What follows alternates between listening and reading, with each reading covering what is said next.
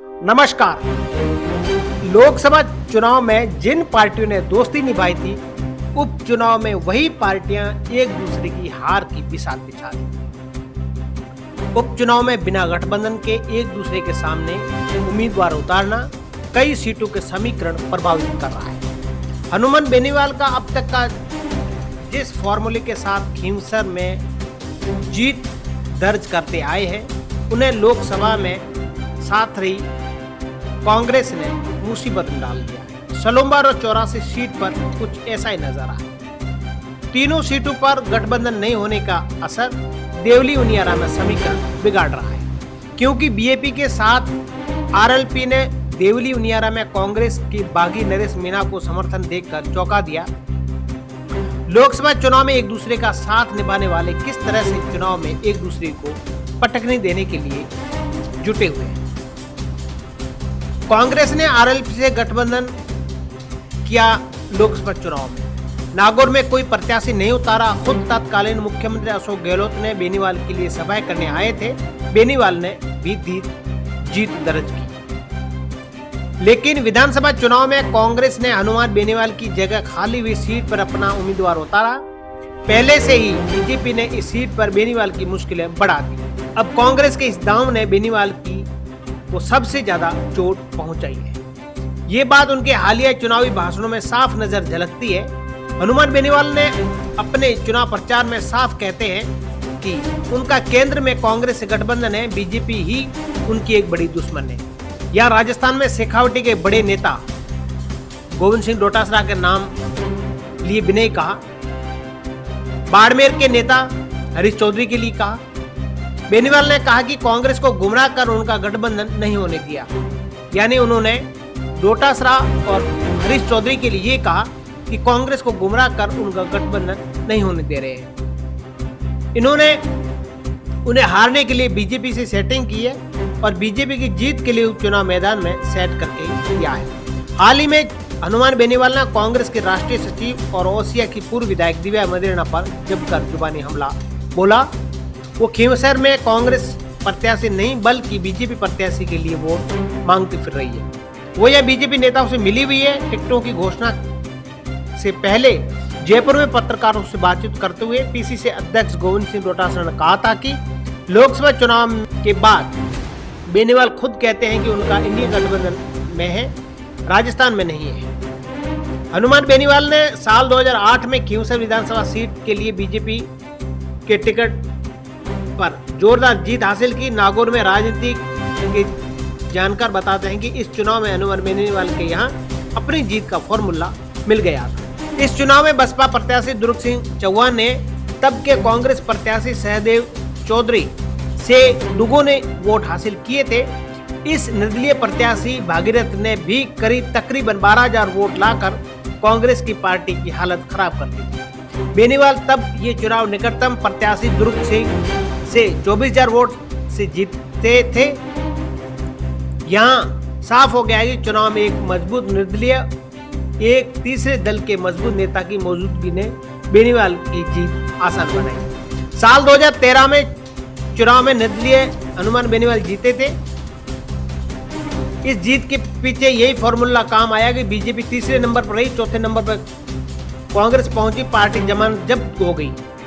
दूसरे नंबर पर रही बसपा दुर्ग सिंह चौहान ने बीजेपी और कांग्रेस को जबरदस्त नुकसान करते हुए 42,000 वोट ज्यादा हासिल किए थे। इसके बावजूद बेनीवाल की लीड 23,000 से ज्यादा वोट की। साल 2018 में बेनीवाल के सामने कांग्रेस के पूर्व आईपीएस सवाई सिंह गोदारो को टिकट दिया गया। बीजेपी के तत्कालीन जिला अध्यक्ष रामचंद्र को उतारा। इस बार सियासी चर्चा है कि बीजेपी ने जानबूझकर यहां अपना कमजोर प्रत्याशी उतारा था। बेनीवाल ने यह चुनाव 16,948 वोटों से जीत लिया। कांग्रेस दूसरे तो बीजेपी तीसरे नंबर पर रही। बेनीवाल ये चुनाव जीत जरूर थे, लेकिन पहली बार उनकी लीड घट गई। कारण था तब अब तक बसपा की टिकट पर 2 चुनाव लड़ चुके दुर्ग सिंह चौहान ने इस बार चुनाव नहीं लड़ा था। इससे कांग्रेस के वोट कटने से बच गया, वो दूसरे नंबर पे रही। इसके बाद साल 2019 में बेनीवाल बीजेपी के सहयोग से अपनी पार्टी आरएलपी टिकट पर नागौर से एमपी बन गए। इसके बाद खींवसर पर हुए उपचुनाव में उनके भाई नारायण बेनीवाल के सामने कांग्रेस के पूर्व मंत्री हरेंद्र मिर्जा प्रत्याशी बने। इस बार आमने सामने की फाइट में बेनीवाल कांग्रेस से कड़ी टक्कर मिली। नारायण महज 4630 वोटों से जीतकर चुनाव जीते। अब बेनीवाल की लीड घटकर 5000 के अंदर आ गई थी। साल 2023 में विधानसभा चुनाव में बेनीवाल एक बार फिर बीजेपी आरएलपी टिकट विधानसभा चुनाव लड़ा। इस बार बीजेपी के टिकट पर कभी उनके अपने और खास रहे रेवंत राम डागा मैदान में।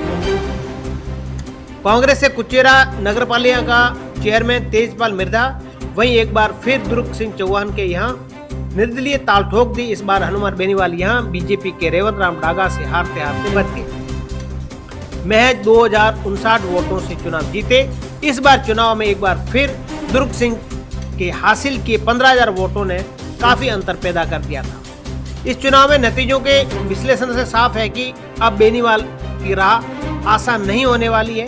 उपचुनाव में बीजेपी ने न सिर्फ दुर्ग सिंह बल्कि इस सीट पर अब तक जिन नेताओं को यहाँ प्रभाव डाला, उन सीट पर एक एक अपने पाले में मिला लिया। वहीं कांग्रेस का बेनीवाल की पार्टी से गठबंधन नहीं होना, कांग्रेस की से भी मजबूत प्रत्याशी मैदान में आने से यहाँ का चुनाव अब न सिर्फ रोचक बल्कि त्रिकोणीय बन गया है।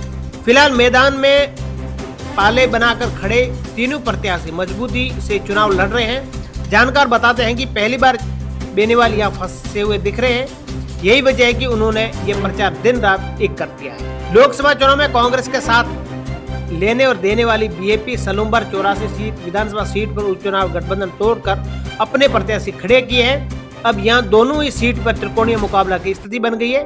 बीएपी सांसद राजकुमार रोत ने कांग्रेस पर हाल ही अपने प्रचार के दौरान भाषणों में सीधा हमला करते हुए सलूम्बर 84 की कांग्रेस की जमानत जब्त करवाने का दावा किया है।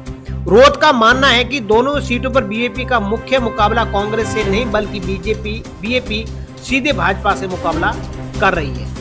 डूंगरपुर की 84 सीट राजकुमार रोत के सांसद बनने के बाद खाली हुई है।